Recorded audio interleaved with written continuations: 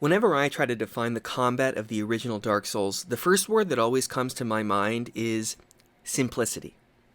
There's a surprisingly small number of basic actions that you can perform in combat. For example, when you're running a melee build, attacking the enemy is basically a choice between striking with a quicker light attack using R1 or a slower heavy attack using R2. There's really nothing close to the complex combo system of a game like Bayonetta, where there are so many unique attack animations, so many unique combos that you can perform at any given time, that when I play that game, I can't keep them straight in my head. In Dark Souls, by contrast, you really don't have any combos at all unless you think spamming R1 is a combo. It's true that there is some limited variety that you can get in your offensive moveset on top of your light R1s and heavy R2s. You can kick, parry, backstab, there's a jumping heavy attack, probably a couple other things that I'm forgetting.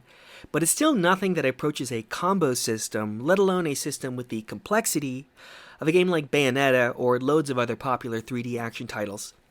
So, in my opinion, the identity of Dark Souls as an action title is bound up with its unusually simple, back-to-basics approach to offensive combat gameplay mechanics. But even though combat in Dark Souls is simple from the point of view of your basic attack actions, it's also misleading to call it a simple gameplay experience because it's not. Dark Souls, as any Dark Souls player knows, is pretty complex to play. Every combat encounter demands a unique strategy with a decent number of factors that you have to keep track of and a fair amount of finesse in the execution. But where does this complexity come from if the actual tools at your disposal are so limited? How does a game with such a small moveset demand so much planning and strategy from the player? That's a question that I've been thinking about lately, and it's what I want to try to answer today.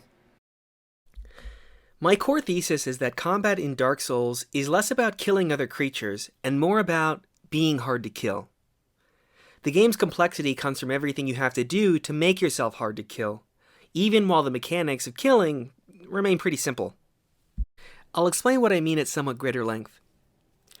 Enemies in Dark Souls famously hit really hard, and they have attack patterns that are designed to punish you if you don't pay attention to their behavior and respond intelligently to what they do.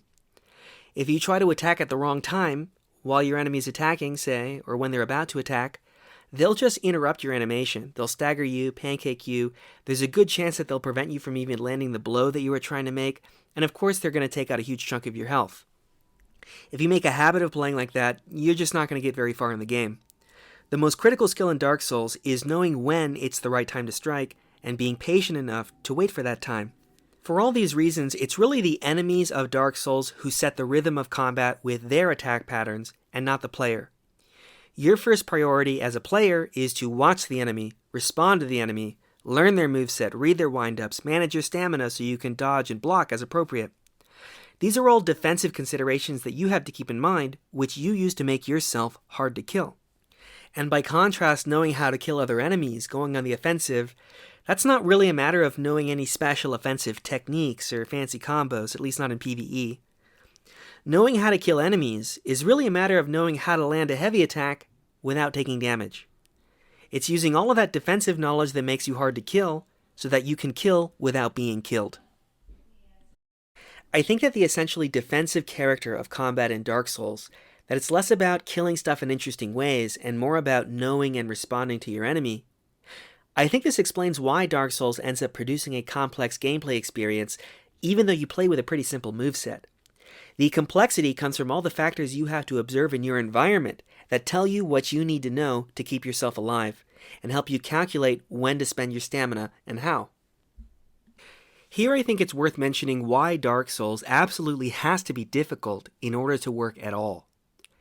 You wouldn't have to play defensively in the first place if the game was any easier, and the game's whole identity, all of its complexity, comes from the defensive way in which you have to play. The fight with Smough and Ornstein, for example, that fight is defined by the way that you are constantly backpedaling, watching for an opening, and asking yourself if the two bosses are pausing long enough to let you land a single measly blow. If you made the fight any easier, you wouldn't have to worry about whether you'll take a hit from Smough or Ornstein once in a while, and you could attack more often.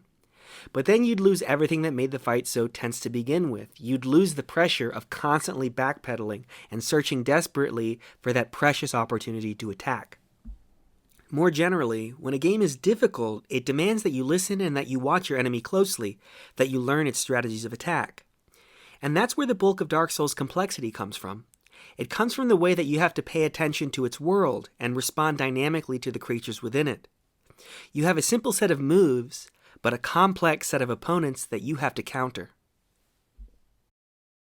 I have tried to argue that a defining pillar of combat in Dark Souls is that the game is less about being good at killing other creatures and more about being good at making yourself hard to kill. And here's how that translates into the gameplay. You have a relatively simple offensive moveset, and all the complexity of the play primarily emerges from the strategies that you have to adopt to avoid taking hits from the enemy. I would argue that I have identified a defining feature of the Soulsborne series more generally. These games are more about avoiding damage than they are about dealing damage. They're about using simple movesets to take out enemies or enemy formations that are more complicated than yourself. The best way to see that this is true is just to ask yourself, how do you get good at any of these games? And the answer is inevitably going to be learn how to dodge or learn how to block. Learn when it's safe to strike. Learn enemy attack patterns. This is all knowledge of how to defend yourself against damage and to make yourself hard to kill. I should add one caveat to my attempt to generalize about the Soulsborne series as a whole, and say that I haven't really played Sekiro yet, so I know some people don't really see it as an entry in the series, but I just can't comment on that game. I do, however, think that the basics of my analysis applies to a game like Bloodborne, which has a reputation for playing with the Souls formula a little bit and putting the player more on the offensive than in other entries in the series. And there's definitely truth to that reputation, I don't even want to deny it, but I do nevertheless see Bloodborne as an essentially defensive game, which, like Dark Souls, is more about being hard to kill than being good at killing. And that's because getting good in Bloodborne is still about avoiding damage, it's just you don't have a shield or heavy armor to help you out.